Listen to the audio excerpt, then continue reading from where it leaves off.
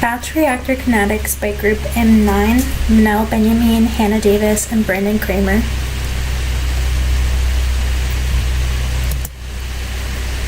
In this video, we will go over key concepts, approach, and safety.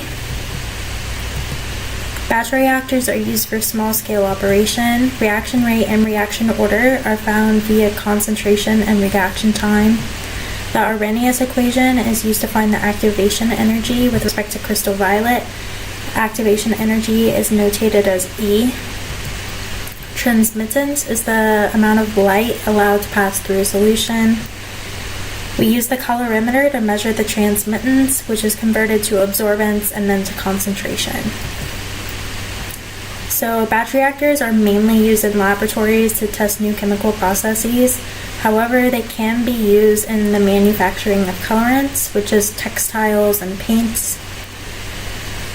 Reaction kinetics can be exemplified by how quickly a medicine will have an effect, and reactor sizing is related to the production rate of your product.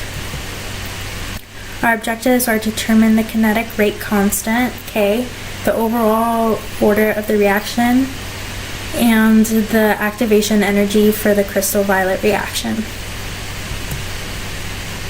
Activation energy, E, is the energy needed to initiate a reaction. The rate law, K, is the reaction rate constant. M is the order with respect to crystal violet. And N, as in Nancy, is the reaction order with respect to hydroxide. The order of the reaction is determined by graphing the integrated rate laws, so whichever graph is linear will indicate if it's zeroth, first, or second order reaction. Our equipment, so our refrigerator and freezer are made with water and ice.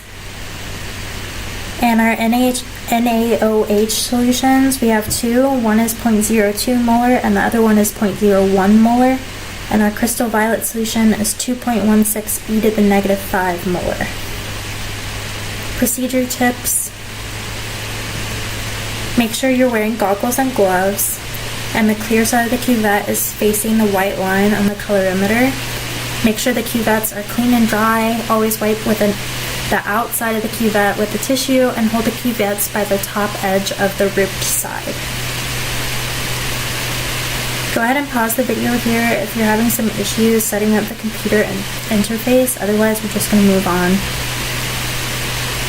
So the key here for part 1 is to make sure that you are using 2 people. So one person is going to operate the colorimeter, so take the cuvette in and out of the colorimeter, and the other person is going to time it every 45 seconds and record the values. So you'll take the cuvette and you'll put it in the colorimeter, you'll wait for the reading to stabilize, take it out, and the other person will be recording. You wait 45 seconds, put it back in, wait for it to stabilize, and you do this for 20 minutes. And then the key here is for step 10, whenever you use the other solution of NaOH, is to go ahead and start with the next part of the experiment, which is the fridge and freezer. So you're going to make four vials of NaOH and 4 vials of crystal violet, and so you want 2 vials of each in the fridge, 1 vial of each in the freezer, and then 1 vial of each at room temperature. So make sure you're recording the temperature of the solution in the beaker for part 2. And make sure you wait 1 minute to record the temperature, and then go ahead and put the mixture in the cuvette, and repeat this for the fridge and freezer, so you're going to have 4 runs.